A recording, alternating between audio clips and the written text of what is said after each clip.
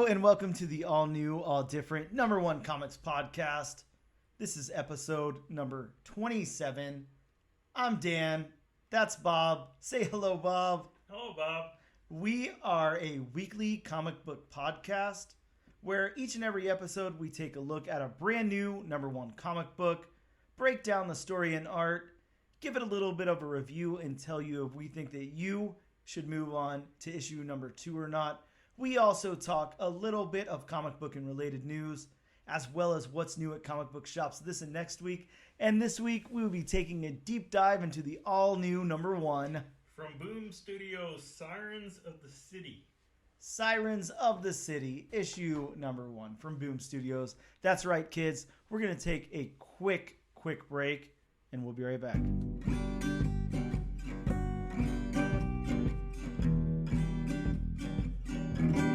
Bob, it is time for some comic book news. And there's news this week? There is news. There's some news. I know. Round of applause, ladies and gentlemen, for the news. That's right, bringing you all the latest comic book news here on the all new, all different number one comics podcast. DC has some. I think DC has a little. I think Marvel has a little, and I don't know. We could probably talk about something else too if we wanted to. Either way, let's start off with Marvel. Let's start off with Wolverine's comic book accurate costume in Deadpool 3. Oh, I can't wait to see it.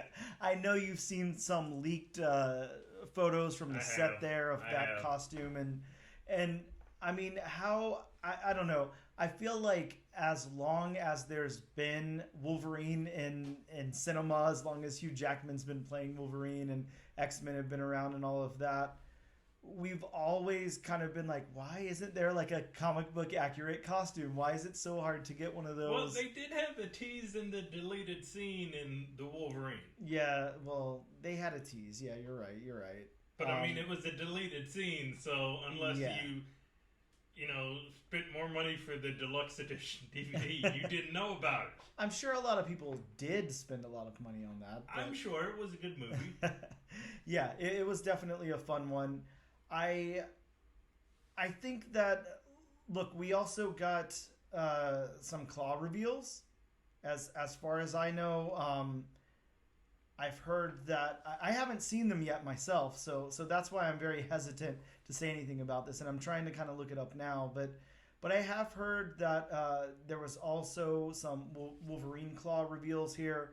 Again, not anything that I'm seeing. Just wanted to kind of throw that out there. Is that anything that you've seen in photos? I haven't heard anything about that besides the claws on the possible logo for Deadpool 3.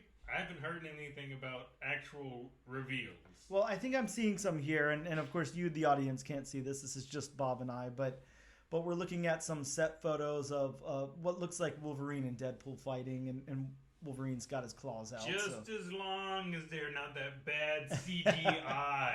I was hoping we'd get the hot claws, from what was that, like 2019 or 2020? Wolverine Returns. Oh yeah, man, those hot claws were awesome. They were just on fire, and I loved them. They were super fun. It still doesn't make sense to me. Why do the claws have to be on fire? It doesn't need to make sense. It was fun, Bob. That's what makes sense. That's like adding a rocket launcher to a sword. Well, it's almost like or like adding pouches to the pouch, like the Rob Liefeld character. That guy just was a pouch. So like why every add more 90s pouches? character Rob Liefeld ever drew. Oh, man. Hopefully we get Rob Liefeld on here one day, I hope. I'd love to talk about that. Sorry, Mr. Liefeld. He's great. We love him. Let's talk about DC a little bit. Bob, there was a huge announcement, right? You'll have to definitely help me with some of these names because, as we know, I'm not great at pronouncing names here. But Superman, I never noticed. Well, yeah, it's a small flaw of mine, but very, very hardly noticeable to anyone, definitely. Superman Legacy adds Isabella Merced. Yes. Okay. Wow. Okay. As Hawkgirl, so we know we're getting Hawkgirl. Yes. And I'm saying Hawkgirl like HAWK. Sorry, to myself it sounds like I'm saying Hot Girl, and I mean that would be cool to have a hot girl in the Superman movie, but I'm sure somebody saw it. But we also got Eddie. Bob, you'll have to help me with this name as Mr. Terrific and here. Eddie something. Eddie, I'm going with Gathegi. Oh, okay. Well, yeah, I'm not even going to attempt Sorry that. if I butchered that. Gathegi, you said? Okay. Yes. Yes, as Mr. Terrific and Nathan Fillion, as Guy Gardner, as well as Anthony Kerrigan as Metamorpho. So let's talk about some of that. I'm really not familiar with most of these people. So gotta say, especially Guy Gardner and Metamorpho, kind of random. Yeah. Well, look, I will say this. I read this the other day, or sorry, yesterday, I think last night maybe. James Gunn did come out because people were saying, why are there so many characters in this? What is going on?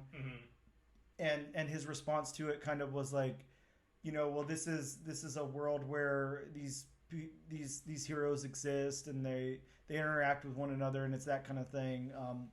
So I'm not really sure if he explained why, other than they're just in the world together, and I'm okay with that. But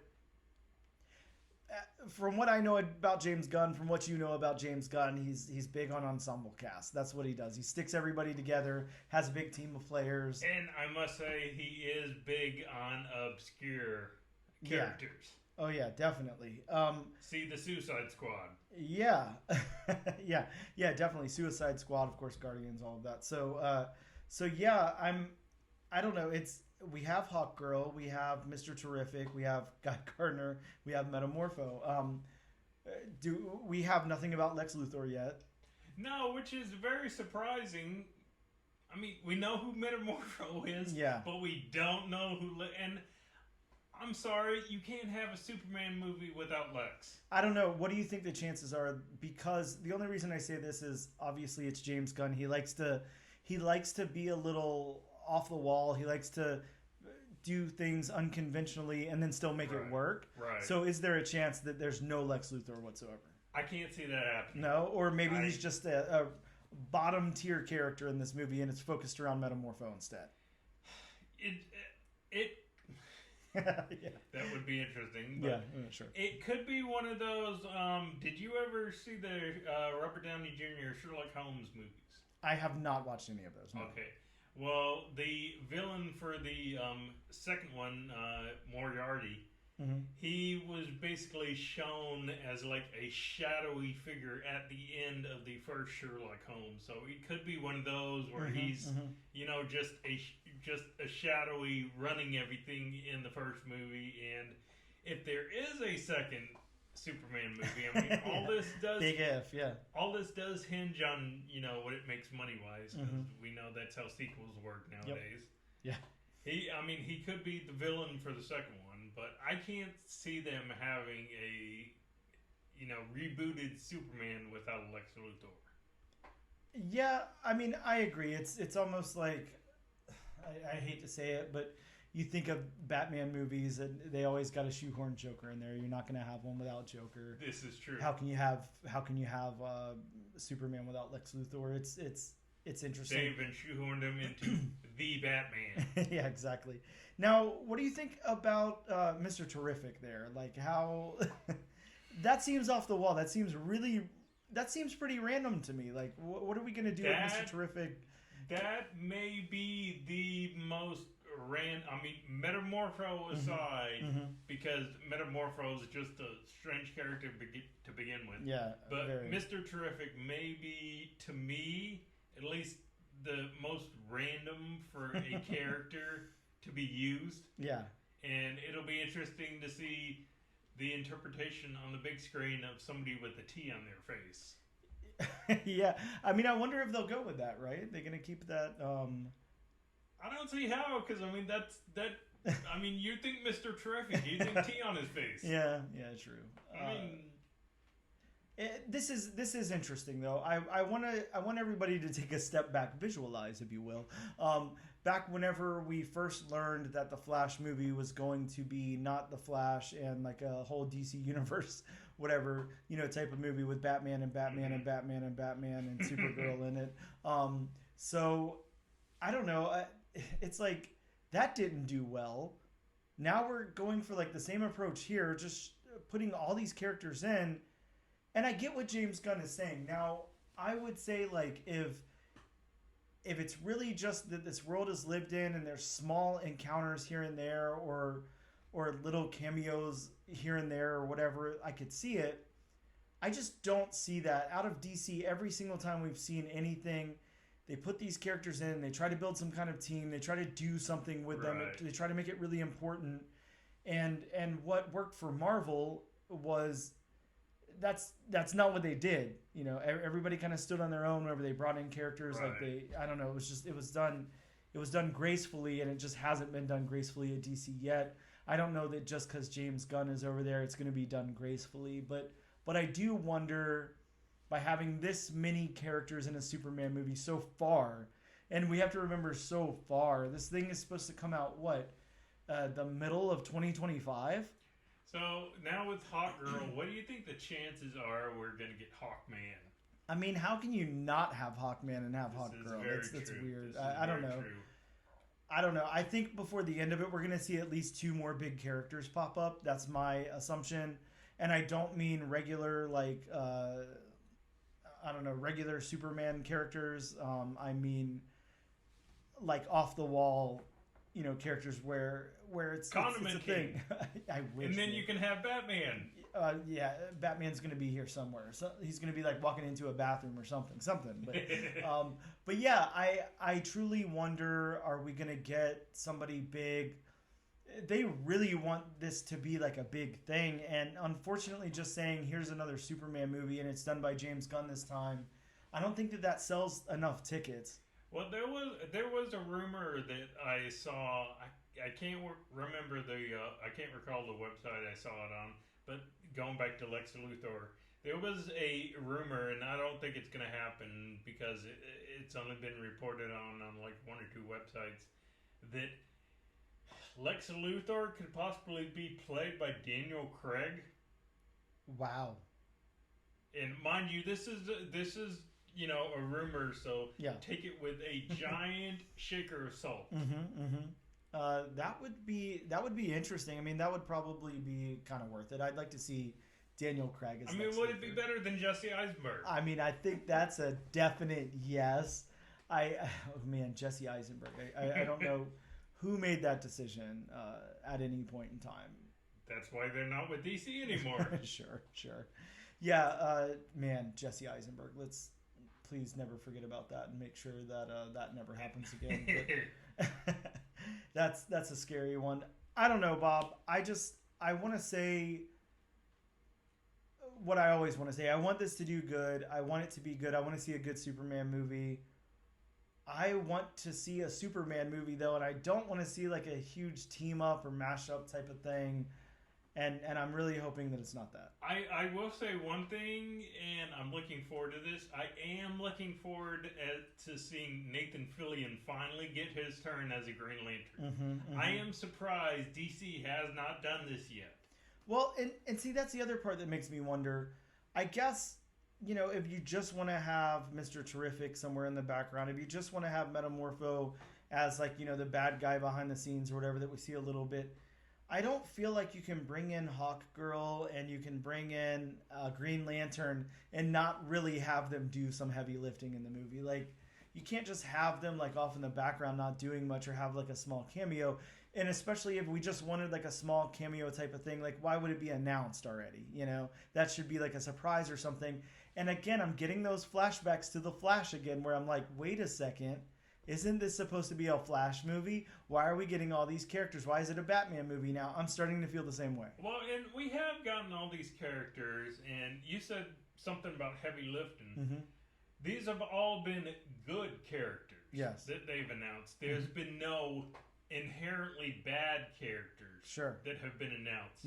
So the odds of, these heroes forming a team to fight said opposition is really good in my opinion. Yeah, no, this could be really cool, and maybe they just kind of team up. I don't know. Could it be a new Justice League? Well, it definitely could, but then I feel like we're watching a Justice League movie and not a Superman movie. I don't know. Is that the point? Like, do we not? Is DC just going to go for teams? Like, are they just going to go for are they not going to try to really build up these solo characters and solo movies and build their universe? I just think DC got there so late in the game. Yeah. And I mean, they've just shown that some of their solo outings have just fallen flat. That, I mean, at this point, it might be just all team-up movies, which, you know, isn't bad if done well. Sure. But, again, if done well. And so far, DC hasn't exactly had a great track record. Do I want them to have a good track record at this? Yes. Yeah, absolutely. But unfortunately, they haven't been able to find the quote-unquote Marvel formula. Yeah, it'll be interesting to see how this plays out. And we can... Hopefully we'll get some more news in the coming weeks or whatever. But obviously that's big news there. And I mean, it's not like we want any plot leaks or anything. So I don't know. I wish them all the best. I just... Man, I start to get that bad feeling. I start to get that flashback. Everyone thought The Flash was going to be so good, and everyone was so excited about it, just like every other DC movie, and it just hasn't panned out yet. I don't know. We'll see. The Star Wars, I have a bad feeling about this quote. Yeah, man. I do have a bad feeling about this. Bob, speaking of Star Wars, I don't know. There was some kind of Ahsoka news. Just a tad. Just a tad. I don't have anything written down, so... If you've got anything you'd like to talk about, just a little bit. We got the final trailer for the Ahsoka TV series, which will be out August 23rd on Disney Plus, and I have heard that we're getting the first 2 episodes in the same day. Nice. So it's gonna be one of those, and I watched the trailer. Oh my God, they finally show a full shot of Thrawn. So they did it. Oh, man. We got Thrawn, and Thrawn looks good. Well, there's, you know, and I was talking to a buddy of mine at work about this, and I mean, it's going to be like the Grand Inquisitor from the Obi-Wan series. Okay, unfamiliar. I didn't watch the Obi-Wan series. But there's always going to be haters of designs of characters. Yeah, and of course, I'm sorry, but when you put actual actors in makeup, they're not going to be that same style of animation you got in the Clone Wars and Star Wars Rebels, where the faces were kind of compressed. I mean, we have actual actors behind the paint, but I mean, there's always going to be haters. Yeah, you always do get that. If you notice, of course you notice, but yeah, you always get that thing. Why doesn't this look like this? Why isn't it like that? I mean, sometimes stuff just doesn't translate to screen. You realistically can't do that. Yeah, I mean, because look, it was drawn. It was animated. You know, whatever. It was dreamed up by somebody. It was drawn in the computer. Yeah, the reason they did this was because it didn't look like, you know, some regular ass guy walking around the street. You know, there was. It was fun. So that's cool. And I do hear that that I can just jump in. That's what I've been told, because I was talking about it and I was like, man, I don't know where to go with Star Wars because I'm so far removed. As you and I have discussed, I watched the original trilogy a bunch. I've seen the prequels a lot, and that's kind of it. I tried to jump into The Mandalorian for like 3 episodes at the beginning of it. I felt too far removed, whatever. Right. But I'm told I can just jump in. So I'm told that I should just jump in whenever this comes out. I mean, you could. I mean, if it were me, I would recommend you watch, you know, Star Wars Rebels, just so you can get familiarized with, you know, some characters, because pretty much every character from Star Wars Rebels is appearing in the Ahsoka series. So this is the Superman legacy of Star Wars. Well, this is officially, you know, season 5 of Star Wars Rebels. Cool. You know, unofficially. I mean, of course they're gonna have their own take on the characters, because every, you know, Star Wars or Marvel TV series has had their own take so far, especially the Star Wars TV series, whether it be good or whether it be bad. So, but personally, that's what I would do, just to familiarize yourself with these characters. Okay, well, fair enough. Bob, real quick, and this is just a side note. You know, feel free to, I don't know, not answer if you don't want to. Mm-hmm. I just have to know, just give me your best, like your number one from all of Star Wars, whether that be a comic, an episode, a movie, whatever, and then give me your worst also. Best as far as... I don't know, just your favorite thing, like in all, but like not a character, like, you know, like a movie or like a show or comic or something. Well, if it's gonna be movie, I mean, I'm definitely going with Empire Strikes Back. Oh man, yes. I mean, Empire. I'm sorry, you can't go wrong with that movie. I mean, as far as not only Star Wars movie, but as far as just movie. Yeah. I mean, it's almost a perfect movie. Mm-hmm. I mean, it's so far removed from A New Hope. I mean, it's darker. I mean, the stakes are higher. It's definitely darker. Yeah. Sticking with the movie theme, worst, and I am taking the prequel trilogy and the sequel trilogy into account. Okay. But I actually have a tie. It's going to be The Rise of Skywalker. Okay. Oh, it was bad. Yeah. Okay. And Attack of the Clones. Wow, Attack of the Clones. I cannot stand that. I remember going to see that opening week, and I liked it a lot, but I get you. I think the reason that I liked it a lot was because I hated Phantom Menace. You like hearing about sand, didn't you? I love sand. How it's rough and it's even though rough and coarse are the same thing. Well, yeah, kind of. They're the same word. Sure. I'm surprised you didn't get the Star Wars Holiday Special in there, but I agree. Well, I mean, I don't even really want to talk about that. We can't talk about the Star Wars Holiday Special. It's kind of fun though. I mean, you get like lots of incoherent dialogue, and I don't know. Yeah. Well, Star Wars dialogue, especially the early stuff. Carrie Fisher said it best in a behind-the-scenes Star Wars special. She said to George Lucas, "You can type this stuff, but you can't say it." And I will say, especially early Star Wars movies, has some of the cheesiest dialogue. Oh yeah. And maybe worst dialogue you will ever hear in a movie. Yeah, it's pretty bad. It's like Silver Age comics. Bad. Oh yeah, those are very rough. I don't know. And the last question for Star Wars: do you think there's any possibility anybody ever comes in and gives us another holiday special? Is Kathleen Kennedy still with them? Well, yeah, I think so. Yeah, I think that would be fun. You know, just a campy Star Wars holiday special. Now, I mean, Star Wars is still so hot. Like, why not? Why not throw some fun in there and do something goofy? I know it costs money, but you'll make your money but back. At least this time, embrace it. Yeah, it was definitely embraced. But yeah, that's an understatement. I don't know. That's all the news I got for you guys.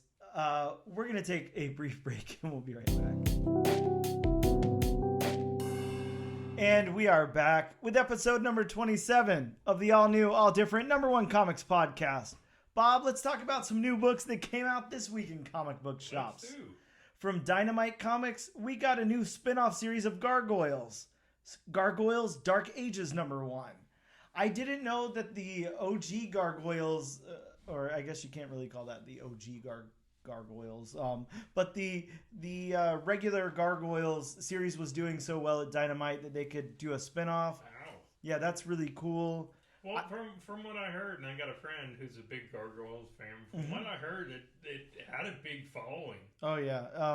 That first issue was definitely good. I didn't read anything beyond that. I should have, but it feels like a lot to take in, so I just never jumped back on that and read any of it. But from Dark Horse, we had Savage Squad 6, issue #1. Don't know. It's a squad, probably 6, and that's the issue #1. Is it a Suicide Squad? Might be. From Image, we had Antarctica, a book that I'm really excited to check out. Just anything that has to do with Antarctica sounds fun to me. So there's a lot you can play with there. We also had Jeff Lemire's Fish Flies #1, which is a really, I don't know, scary sounding book. Fish Flies. Sounds interesting looking. I I didn't buy the book. No, I was on the fence got my about copy. it, Mm-hmm. but just looking at the cover, it's like that is an interesting looking cover. I would say this, like, anytime you're iffy on Jeff Lemire, just remember, always trust Jeff Lemire. Like, he's really good. He knows what he's doing. He knows how to tell a story.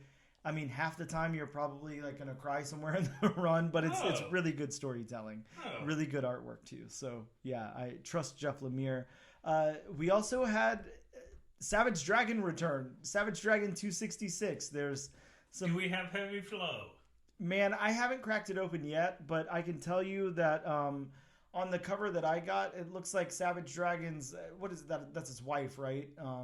His wife is like starting to remove her bikini top, and he's like, "Hey, stop! What are you doing?" And her word balloon says that she's trying to sell some comics. So just what issue did you say it was? 266. So I mean, is it a new volume? Is it a soft reboot?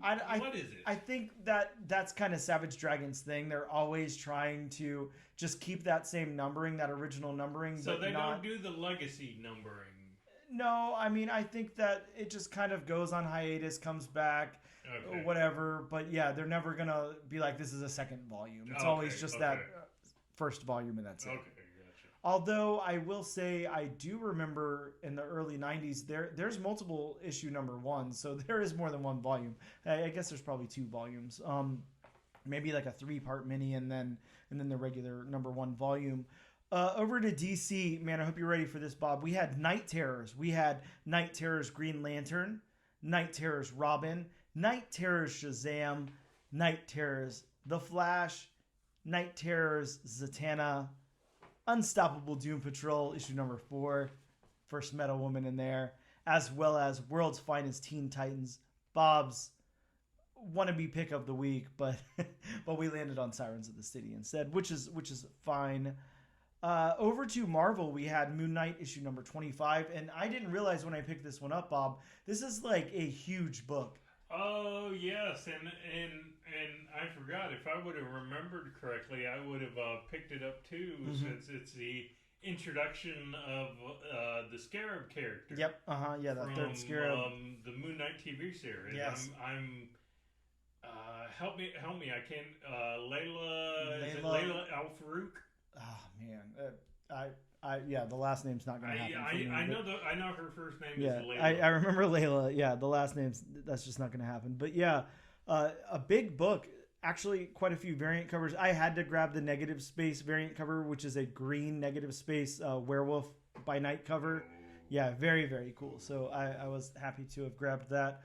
We had Fallen Friend, which is obviously the death of Miss Marvel there, the death of my beloved Kamala Khan and what they did to her. So I'm going to hate read this one. I can't wait to do it, but I'm going to be pissed because, spoiler alert, I have heard that they didn't go the cheap route and just resurrect her at the end or anything. Like I mean, for all intent and purposes right now, she's dead, which sucks. Are you going to read it with the box of tissues beside? Oh man, yes, I'm gonna just be crying my eyes out. Use the whole box of tissues. Yeah, I'm not okay with this. This sucks. But again, we talked about this before the Spider-Man issue came out.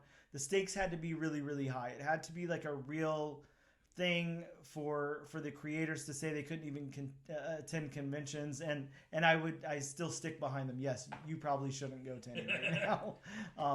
It's not gonna argue with you on that. Yeah, stay away because, geez, you killed off a very beloved character. We also got a third printing on Spider-Man number 7. The Spider-Boy hits just don't stop coming. We've got. I can't even imagine how many books now. Bob, I actually wanted to show you a book that I picked up. This is also not great for on the air coverage here, but I did pick up a signed copy of this Edge of Spider-Verse 3 Spider-Boy cover signed by Dan Slott here, and this was DenverCon, I think was the name of the convention. So yeah, I picked that up. I was really stoked about that. Really nice cover. But yeah, Spider-Boy just is. Look, you can hate Spider-Boy all you want, but he's not dead in the water. Like Marvel is doing stuff with this character, and the fans are behind it. Even though there's backlash. You know, a lot of people want other solo series from other characters and more emphasis on other Spider characters and all of that. But oh well, this is what we're going with, and it's doing well. So whatever. Until he's not hot anymore. Yep, exactly. We also got Web of Carnage 1, which is just the end of that event, the Carnage Reigns event. We got What If Dark Loki #1. So this one I hear is just basically like, what if Loki just F stuff up, like way more so than what you could possibly imagine. So it's more of what if Loki actually wins. Yeah, pretty much. But I want to emphasize, like, whenever you see the dark in the title of that, this is supposed to be a very, very dark take on What If and Loki and all of that. So the new What If Darks are supposed to be very dark. So just a more mature than what other What Ifs are. Yes, exactly. Speaking of dark, we also got an X-Men Days of Future Past Doomsday book, and from what I hear, this is brutal. Yeah, I was hearing the same thing. Just X-Men just X characters dying left and right. Yeah, this is just also brutal. So Marvel really bringing the pain this week. I mean, yeah, DC's got the Night Terrors, but I think Marvel's got them beat because look, we've got more of the death of Kamala Khan. We've got the wrap of that Carnage Reigns storyline. We've got the What If Darks. We've got X-Men, Days of Future Past, Doomsday. Just Marvel's just in a very, very dark place right now. Okay, I'm kind of putting my tinfoil hat on for this one, but do you think that Marvel actually knew what they were doing when they did this? I don't know. I mean, this stuff coming out right as DC is ramping up Night Terrors, it can't be all coincidence. Yeah, I mean, they've got to have some nice inside information there, so I'm sure. And of course, we know when we talk to Steve Fox, that Dark X-Men book is coming up soon, and that's supposed to be pretty brutal as well. So yeah, I don't know. I mean, Night Terrors ends pretty soon. Marvel doesn't seem to have any plans to brighten up anytime soon, so I don't know. Maybe we'll get a nice Happy Squirrel Girl Volume 3 or something, but I'm not sure. And then we open it up, Squirrel Girl gets her tail ripped off. Oh God, I hope not. I mean, come on, she can kill Thanos. No one can rip her tail off. Let's hope not. From IDW, we had again, I mean, a book that Bob couldn't be happier about. Teenage Mutant Ninja Turtles: Stranger Things #1. This is the crossover that everyone has been asking for. The Stranger Things kids go to New York City. I'm not going to say anymore this is a strange crossover because Teenage Mutant Ninja Turtles right now are the kings of strange crossover. Yeah, they're just crossing over with whatever. This one's, I don't know, man. This one could be really, really cool, or it could be really, really lame. I'm not too sure what's going to happen. I know it's the Stranger Things kids and kids from their school taking a field trip to New York and then encountering the turtles and whatever. So I don't know. We'll have to see what happens there. So are the turtles actually in the Upside Down now? Maybe. Or maybe there's, I don't know. Yeah, the Upside Down. Is New York City the Upside Down? I would guess to a lot of people it probably is. Yeah, it probably exactly.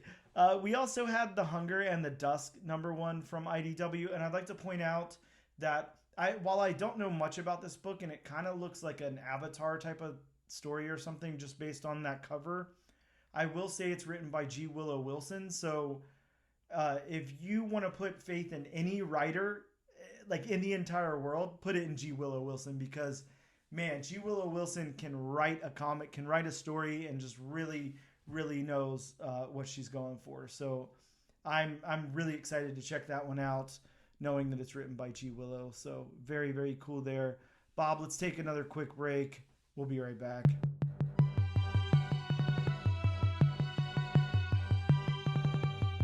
We are back.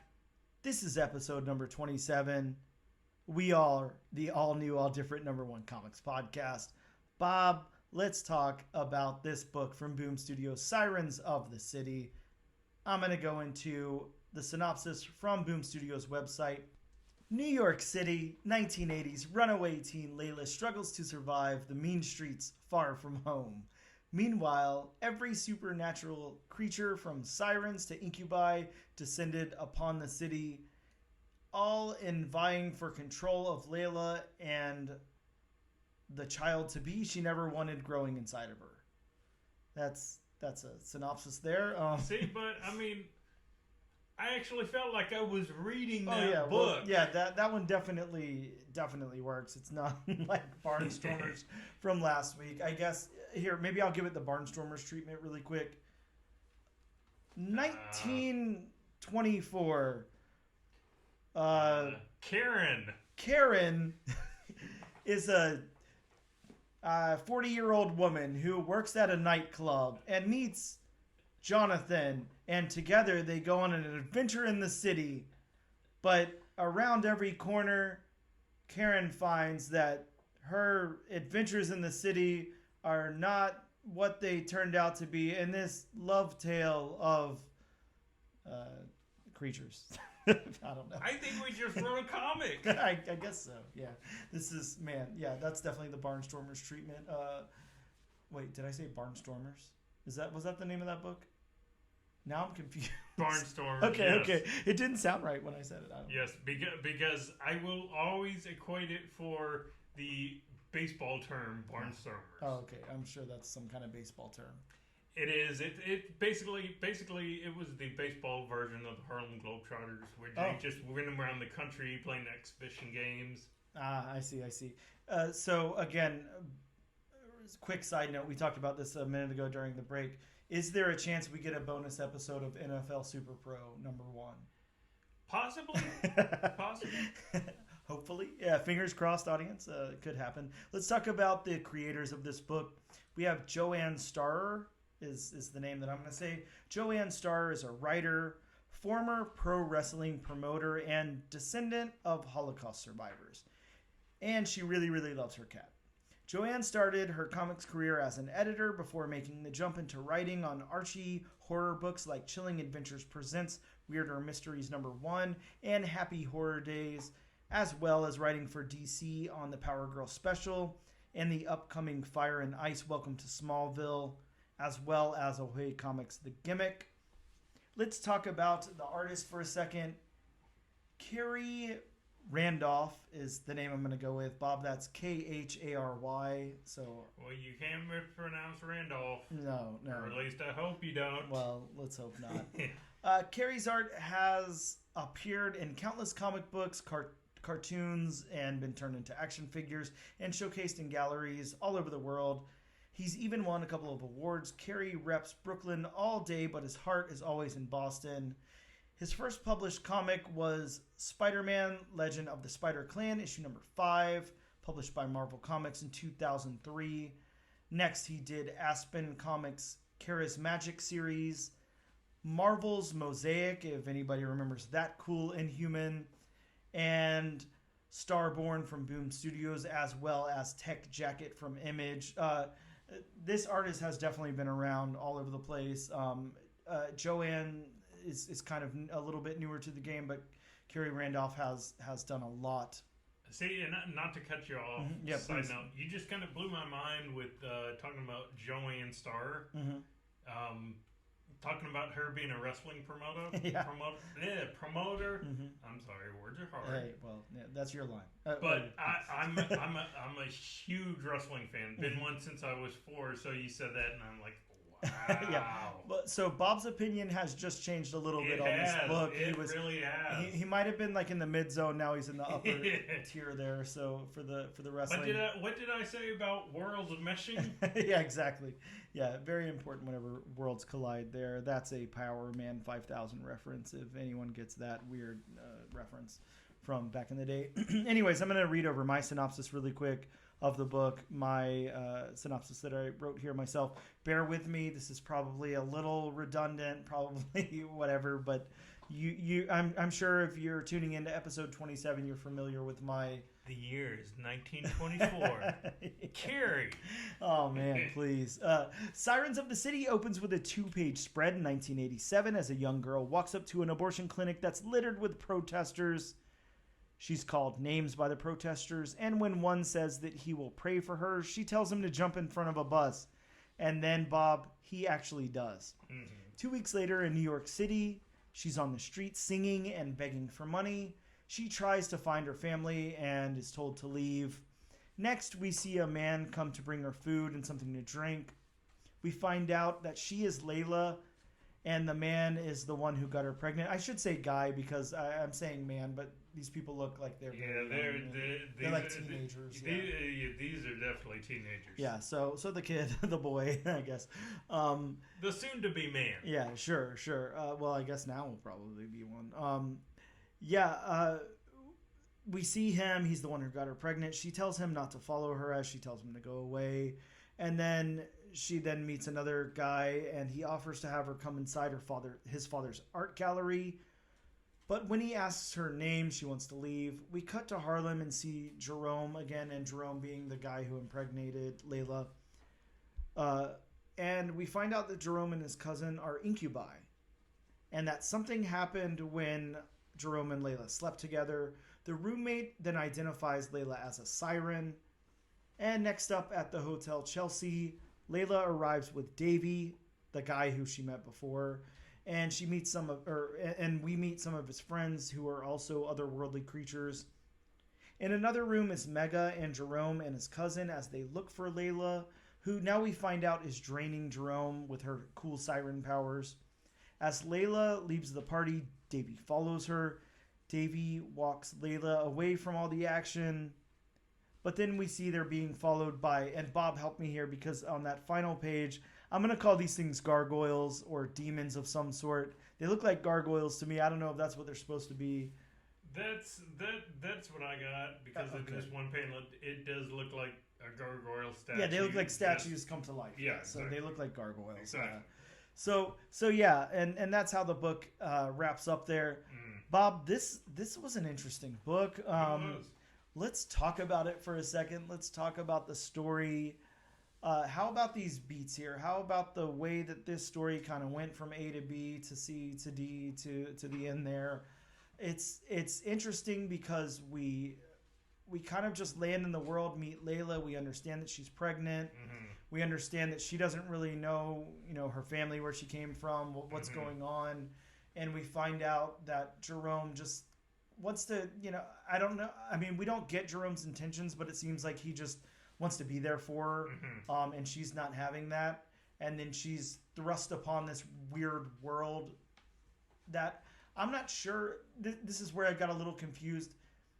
Does Layla know this world exists? Does she not? Does she know what these creatures are? Does she not? It seems like it's supposed to be like a hidden thing, but there's so many of them gathered at the same place. It seems like it's public knowledge. I'm a little confused about that part. Yeah, I was confused about that myself.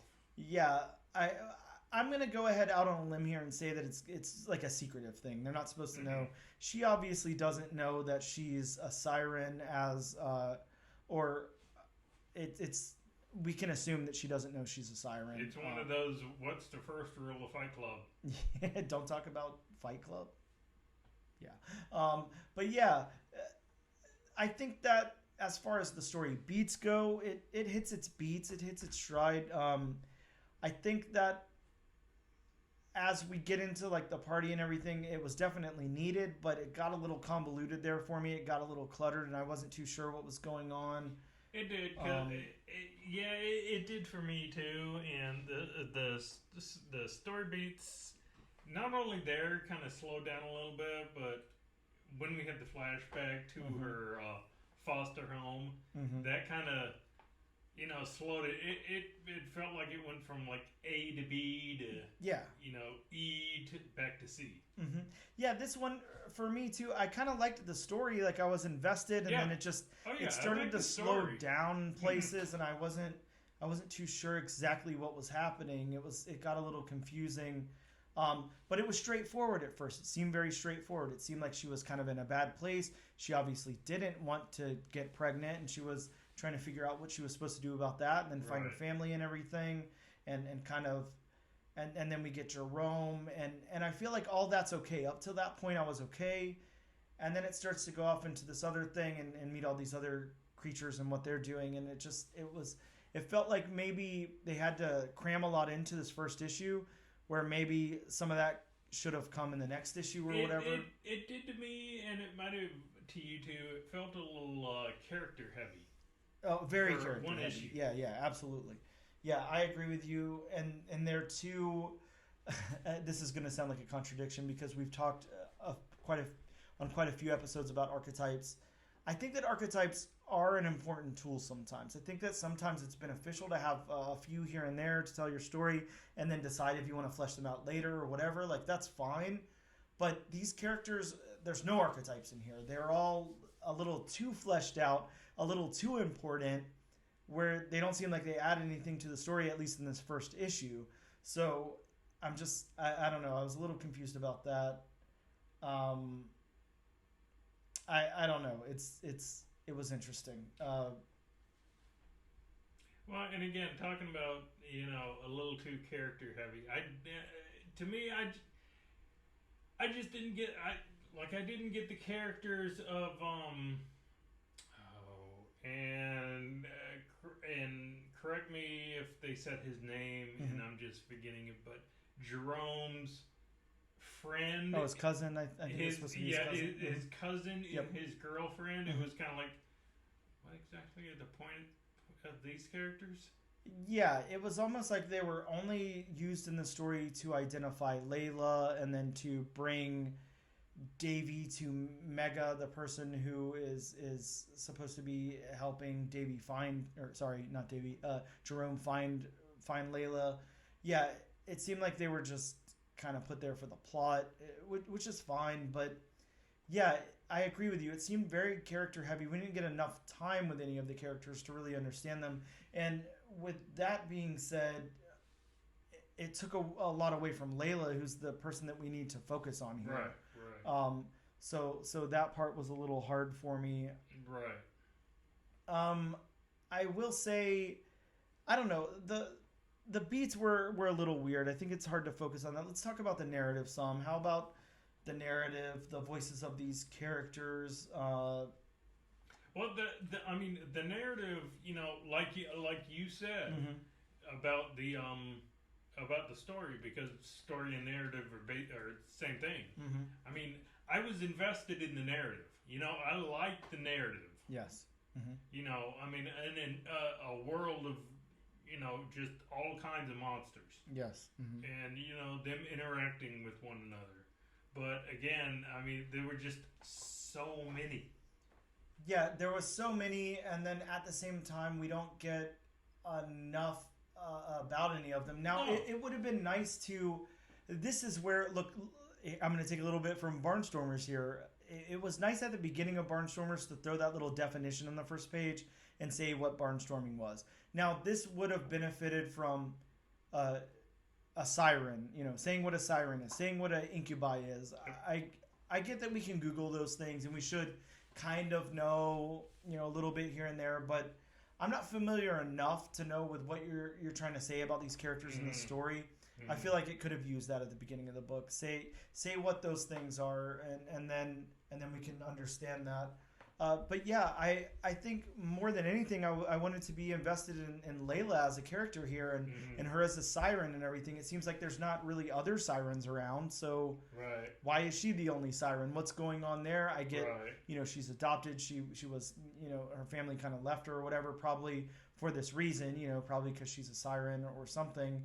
And then she meets up with this incubi and now is impregnated by him, which I have to be honest with you, I wasn't too familiar with what an incubi was until I looked up the definition, and yeah, to put those two together, that's a strong statement.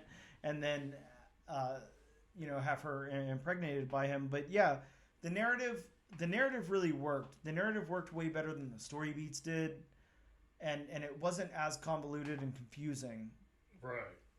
But yeah, I wish we could have expanded more on Layla. and like you said, I mean, we talk about exposition heavy books, and sometimes those aren't the best books because you have such a big exposition dump and all that. Yes, but I do feel like this book could have benefited by a little more exposition. Like, I would like to see maybe explain how this world came to be, maybe, explain what these characters are, who they are, what they are, So I just feel like in this particular issue, number one, exposition could have been used a little more. Yeah, I agree. This is the kind of thing that you want to do in issue number 2, because in issue number 1, you got to hook your readers in. You have to make them interested in your story. And this has a lot working for it. It definitely does. It just, I feel like a lot was crammed in here. I don't know if they're trying to make this seems like they're trying to make it like, I don't know, something, a 4-part mini or something. And I don't know how you're going to tell that kind of story in something that small. Hopefully it's not. But it's just, it needs more exposition. You're right. It needs more about it. More exposition, maybe less characters. Yeah, maybe absolutely. Maybe half the characters. Yeah, I agree. Now, could we have had everything happen up to the party where we meet everybody else and then stop there? And then, that would have worked better. Definitely. We could have saved that for an issue 2. Yes, we could have spent a little bit more time at the front end with Layla, explaining a little bit more about her backstory or who she is or what a siren is even. Right. Maybe we do like a little callback and we say, here's a short history of sirens, in I don't know, 1592, whatever. And then maybe not that much of an sure, exposition. But I don't know, just a little something. Right. Maybe 2 or 3 pages on sirens Right. or something would have benefited a lot. I would have liked to see that. So how about the dialogue then, Bob? How did you think the dialogue worked? Oh, I do feel like everybody has their own individual voice in this. They really do. Yeah. They were great at the dialogue here. The writing on these individual characters and voices worked very well. I was definitely into that. I don't know. Just Layla herself, she seems very, very strong, very driven, but at the same time, strong-willed, angsty. It's me against the world. Yeah, absolutely. She has this nuance to her, though. She's almost a little defeated, but determined at the same time, which is weird. Yeah. It's kind of a contradiction, but it definitely works. Yeah. Jerome as a character, I think that he works well. I think that it's very, very interesting, again, that he's an incubi, and of course, again, not knowing much about what that was, but you have it open to his introduction panels here, and Layla just keeps talking about how hot he is, and then that works for what he is as a creature or whatever, as that character. So, the voices really work here. The dialogue works for each character. How about the world building? This is kind of a big question in this book. This is all centered around New York and the surrounding areas and everything, but in a world where all these characters exist. So, how did you feel about the world building? I would have liked them to flesh out the world a little bit more. Yeah, that's exactly what I was going to say. I feel like it was a big swing, and I feel like, not that it's necessarily a miss, but there, again, like, there should have been some more there. We needed a little bit more time with certain things to be invested. And just to say, here's New York, here's Harlem, here's a hotel. Again, I would have liked to see how these monsters came into being to run this world. Yes. Or to be in this world, because there's obviously regular people in this world.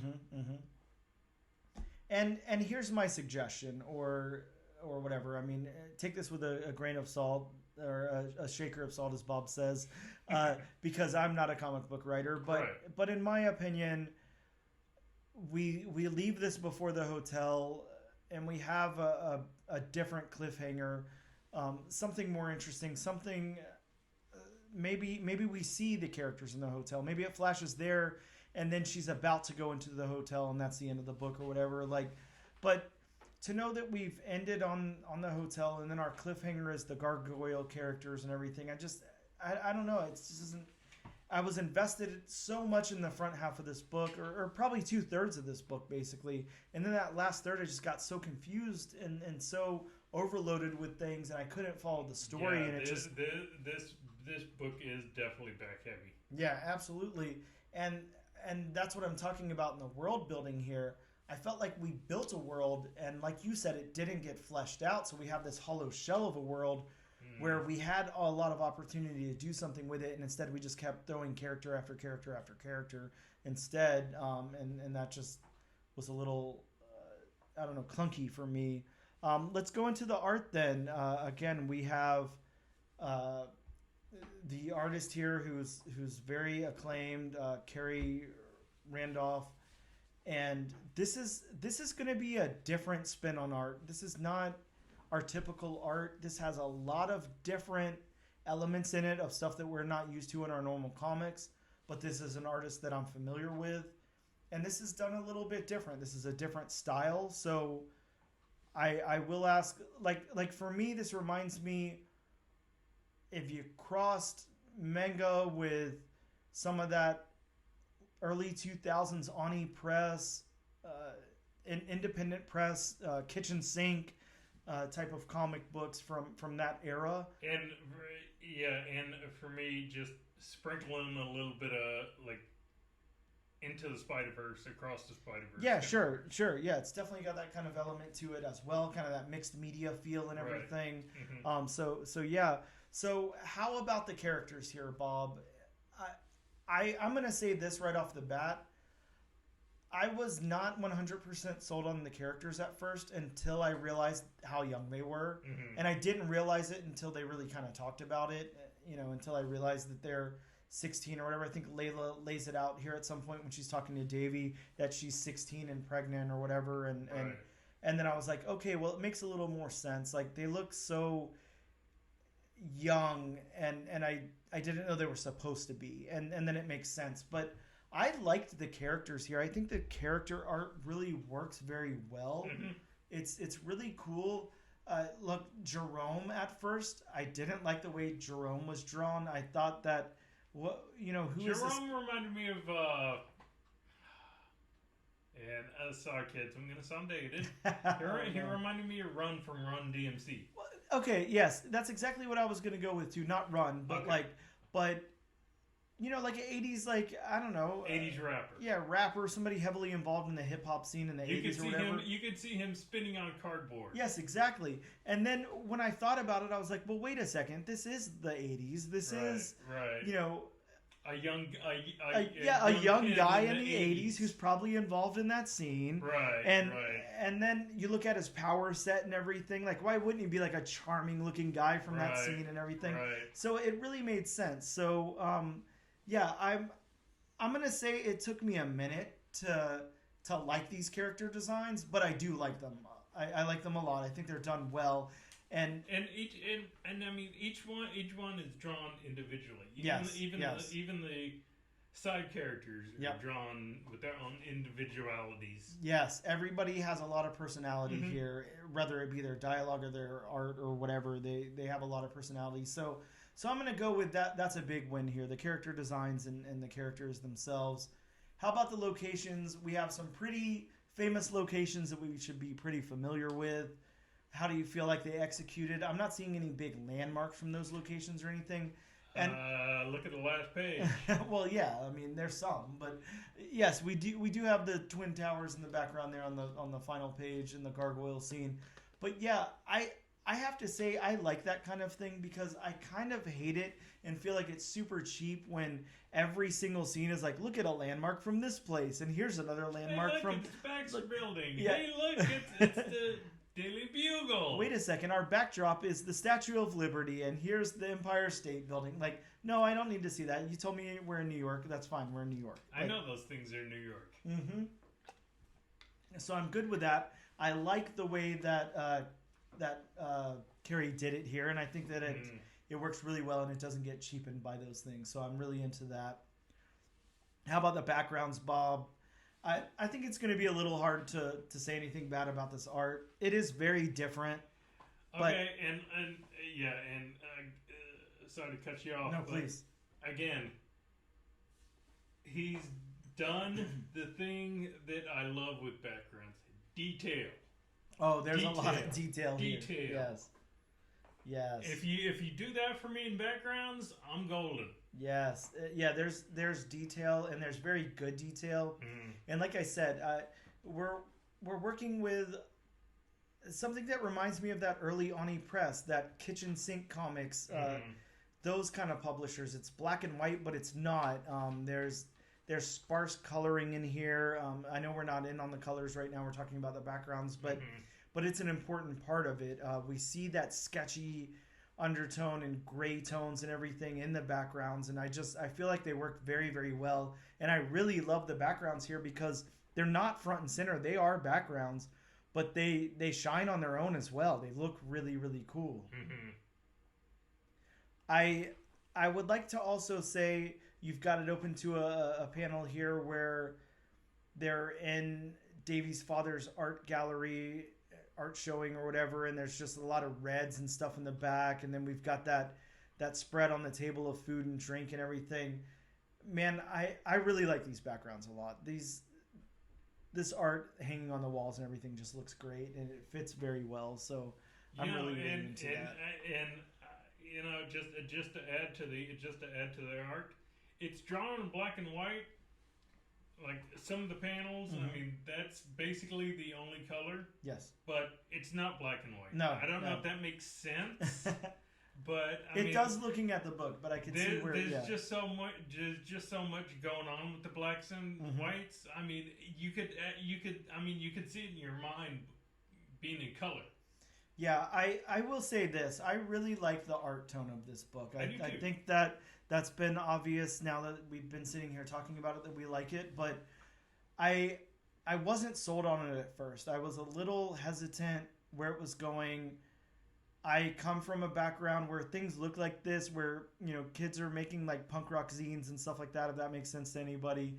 If you know, you know. But like, you know, a lot of that heavy inking, like dark color, screen printing or whatever. And this just kind of had that tone to me, and I thought, this is cheap, this is going to be stupid. She looks like a punk rock kid, and this is just going to be in that world, and it's just not. Like, well, see, and for me, the art style definitely works because a lot of the other books we've read, I mean, when you get down to it, especially with dealing with the material that they're dealing with in this book, yes, it is. I mean, it's not a true horror book by any means, but I mean, it does deal with, you know, monsters and such. Yeah, it's got horror. And I mean, again, like we said before, in like horror books and monster books, you don't want that, you know, like. You don't want that art museum, you know, perfect styling. Yeah. You know, you want your characters to be rough around the edges. You know, you want, you know, the backgrounds not to be, you know, you want it to have detail, but I mean, you don't necessarily need to see each individual, you know, letter. Yeah, what they hide, like in the shadows and stuff here, just, man, this is... If nothing else, this is a comic that you're going to want to open up and look at the art for. Right. Even if you don't care to read the story, this is just illustrated really, really well. I really like it a lot. So then, Bob, of course, you know, one of the last things we talk about is the colors, and we touched on how this is a lot of black and white, gray tones, and then it has a little bit of color sporadically in it. Not sporadically, I mean, it fits for the tone or whatever, but I want to say right now, right off the bat, I love the coloring in this book. I love the way that this is juxtaposed with the black and white, and it's barely used, but when it is, it really props up the scene or the panel or whatever. Yeah, I mean, really the only time colorings are used, you know, you got on the, you know, first couple of pages, you got the red in the lettering for the... yeah, for the protester you know, signs. For the protester signs, you know, you got the ice blue of Layla's eyes. Yep. You know, you have the blue of her hair. You have the red on for the paintings in Davy's father's art museum. Yep. So you don't have a whole lot of color. Essentially, you maybe have, what would you say, about 3 colors? That's what it's looking like. It looks like maybe you've got like red, black, white, red. A little bit of blue and purples. So you don't have a lot of colors, but the coloring is used well in this book. Yes. You know, it highlights certain things without being too much. Yes. Because we all know there is such thing as too much color. Yes. Yeah. No, there absolutely is. And this is done well. It really, really fits the tone of this book. And it really, I say fits the tone of the book. I think it kind of helps dictate the tone of this book, not just fits it. It's what this book is. We have I'm just gonna highlight one more panel right now, and I love the panel you have it open to. It's when Jerome is talking about the color of Layla's eyes, and the scene is filled with a blue background. It has red hearts, but it still has him looking very giddy in black and white and grayscale and everything. And there's a lot of white off to the side, and then it fades into blue. That panel just looks amazing. That color really, really pops. Okay, I'm going. You've got to highlight one too. Yeah, I'm going to. Why not? And not to highlight every panel. Yeah, sure.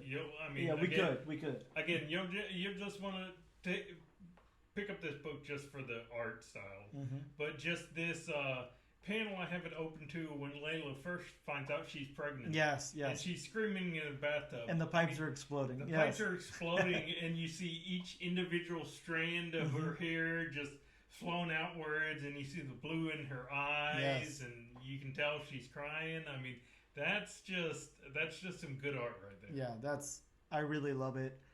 I'm gonna take a yacht break. Sorry for that. But yes, the colors really, really work here. Bob, okay, we all know this is the most important question of the book. Do you plan on continuing on to issue number... Easy for you to say! Not really. I don't know what the hell I just said. But do you plan on continuing on to issue number 2? Did this bring you in enough to make you want to find out what's going to happen next? I probably will, believe it or not. You know, I mean, I know we both said some negative things about the first issue. Yep. But I'm kind of interested to see how they do the second issue. And that's kind of where I'm standing too. I think that we talked about it already at length, but just to reiterate, I think that I really, really liked where this story was going, and I got a little past the halfway mark, and then it got way too heavy, and then I didn't love the cliffhanger. Now, that's not going to negate the first 2/3 of this book for me, because they were really, really good. And then none of that can negate the fact that this art is phenomenal, and I love it. And I just have to repeat to you guys, I didn't love the art when I opened this book. I didn't feel like it fit the tone. Right. I felt like it was a little cheap, and I'm glad you read books twice. Yeah, you and me both. But at first I didn't know where we were going with this, but if for nothing else at all, I will continue to buy this entire series to look at this art. It's just it's done so well, and this art is really good, and I didn't expect to love it as much as I do. But I have high hopes for this series. I think that it can come around in the second or third issue. I think we've introduced all these characters, and I hope that we don't continue to introduce a lot more, and we can kind of live in this world a little bit and slow it down. And then I think the story will really pick up and thrive. Maybe explain the characters you've introduced. Yeah, exactly. I have hopes for a second issue. Now, maybe that's not a glowing review. I can't sit here and say this is the best thing I've read this year, but I can say that I do have high hopes for what comes next, so I will definitely pick up issue number 2 and go from there. So you got a 2 thumbs up from me and Bob there. We'll definitely both continue on. And we're going to take a quick break, and we'll return in a moment. Pick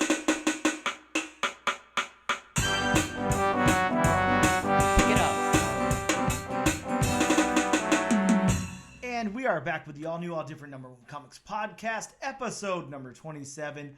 Bob, you've got some books for the kids. I do. That are coming out next week. I do. You do. Just for the kids? That's it, man. Just for the kids. I mean, we just read Noun's Noun Town, so I think that is for the kids. I don't know if night terrors are for the kids. Maybe they could be. I guess if you're a kid having night terrors. Or any of this what if dark What if stuff. Dark wins Stacy? I'm scared about that one. So, disclaimer time before I read any of these books off. These books are subject to change because of publishers and distribution and delivery companies and such. And this is just going off of one website, Key Collectors, so if you want to see an entire list, please go elsewhere. Don't go to Bob. Don't go to Bob. I'm just reading what I want to read. No. But from Marvel, we have Deadpool, Batter Blood number 2. Man, this one has a first appearance of Arcata, and a first full appearance of Shatterstorm, who cameoed in issue number 1. Yes. Sticking with Marvel, we have a new Blade. Thank God we're getting a new Blade. This one has a first appearance of Adana. I don't. Yeah, sure. A deadly threat unintentionally released by Blade. I'm excited about this one. I'm excited to read a new Blade book. Isn't every villain or, old god, so to say, unintentionally released by a hero? I don't know. I mean, sometimes has it's to intentional, battle right? said villain. Going to IDW, we have Teenage Mutant Ninja Turtles: The Last Ronin Lost Day Special number 1. That was a mouthful. Man, look, I'm sorry. I love the Turtles a lot, but they're just going to milk this Last Ronin thing for everything definitely. It's worth. Remember when it just began as The Last Ronin? I do. I absolutely do. And now it's like, how many spin-offs have they been doing? Countless. I couldn't even keep up. This is, whatever. Number 437. Speaking of Night Terrors, we have Night Terrors Nightwing number 1. Part of a 2-issue limited series. We have Night Terrors Punchline number 1. Man, how about this one? We've got a first appearance of a nightmare realm version of Batgirl. Yeah, that sounds. So, is it going to be Barbara Gordon before the chair or after the chair? Oh man, I guess we'll find out. We have Night Terrors Wonder Woman number 1. I always read Wonder Woman. I'm excited to read Wonder Woman Night Terrors book. This will be a cool one. We have Night Terrors Superman number 1. Well, this one has the first appearance of the Super Reaper. That's pretty damn metal and pretty 90s, so I'm excited about that. How can you get any worse than the Super Reaper? Yeah, that's rough. I mean, I have to wonder what the Super Reaper does, because the regular Reaper, comes and takes you to your death or whatever. Does he kill people twice? I wonder. Yeah. Take their souls twice? Good question. This also has the introduction of the nightly planet as opposed to the daily planet. Come on, get it, Bob. Come on. I love that. And then finally from Night Terrors, we have Night Terrors Catwoman number 1. Yes, this one has a different Catwoman. It's actually a cat that's a female cat, and that's all. Wasn't there a Batman the Animated Series episode where she became an actual cat? I think I remember that. Yeah, this doesn't have that. It just has a cool Catwoman on the front with a giant snake. There's snakes. That's all I can say. There's snakes on there. Yeah. Going back to Marvel for a moment, we have Spider-Man India number 2. A new lizard hatches. A possible first appearance of a new lizard. I like the cover on that one, man. That is cool. Yeah, it is. And I want to know how you can have a possible first full appearance. It's either a first appearance or it's not a first appearance. I mean, I guess it's possible that there's a first appearance in there, Why this not? Is true. It could have a new lizard, or this is true. It might not. From DC, we have Tales of the Titans number 1. This one has the origin of Starfire because, that's never existed before. Of course not. Well, you got to retell it every few years. Yeah, I guess. They retell Batman's origins how many times? Wait a second. What happens in Batman's origins? Is that the one where he goes on a field trip with his school and then he's bitten by a radioactive bat and then turns into a bat guy? No, that's the one where his home planet explodes and he's shot off in a rocket ship. Wait, no, I remember Batman. Yeah, it's the one where his uncle dies and then he gets bitten by a bat. Yeah, okay, I got you. No, that's the one where he's an archaeologist and he finds a moon god and he gets granted powers. Okay, good. That's a good origin story, actually. Yeah. That is basically Batman if he were Marvel. That is basically his origin story. Sure. Sticking with DC, we have Hawkgirl number 1. And again, kids, Bob is saying Hawkgirl with a not WK, hot not Hot Girl. Girl. It sounds like Hot Girl, but it's Hawkgirl. This one has the first appearance of Volpecca. Not saying Hot Girl isn't a hot girl. Yeah. I guess we'll find out. We'll find out in the issue. This is true. Going back to Marvel, speaking of Moon Knight, we have Moon Knight, City of the Dead #1. All right, here's a confusing one. This says it's the first appearance of the third Scarlet Scarab, a female version inspired by the Moon Knight Disney Plus series, and we thought that's what we got in Moon Knight 25. So, see, and like I said to you, I think it's like a Hulk 180, 181 situation. Yeah, sure. You know, cameo, first appearance, first full appearance. We can only. At least that's what I'm thinking. I know Dan's gonna pick this up. What if Dark Spider-Gwen #1? Yeah, excited about this. I mean, look, how much more beep can Spider-Gwen go through? She's been through so much crap. I feel bad for her, but what if Spider-Man died instead of Gwen Stacy here, and she's got to pick up the remains and go out and I don't know, be Spider-Gwen with no Spider-Man. And finally, we have. I'm getting ready for this. Come on, Extreme. There it is. Get out your metal voice, Bob. I love it. Which I must say, this may have the best alternate version of Venom ever. Not only does it have a Godzilla Venom symbiote, but it has the first appearance of Major League Venom, which it's exactly how it sounds. It's a guy in a batting stance with a giant venom bat. Yeah, this cover looks great. This is a lot of fun.